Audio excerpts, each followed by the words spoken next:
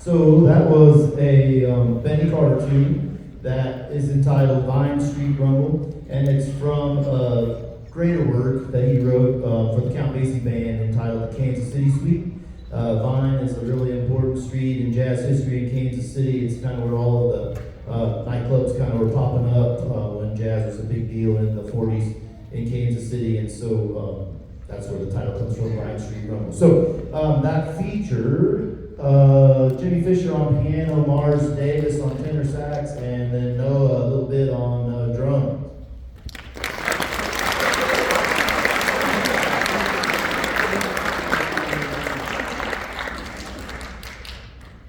This next tune we're going to do is a Maria Schneider tune. Maria Schneider is a composer that's been composing for probably 25, 30 years now, but very contemporary compared to what you just heard, which was written, like I said, probably in the 50s sometime. This has been composed, like late 90s, probably, maybe early 2000s. And so it's going to sound a lot different. This is a ballad, and it's going to feature Mars Davis mostly on tenor saxophone, and then Jimmy Fisher has a few solos as well, little small solos. So those two tunes will be featured on Maria Schneider's My Lament.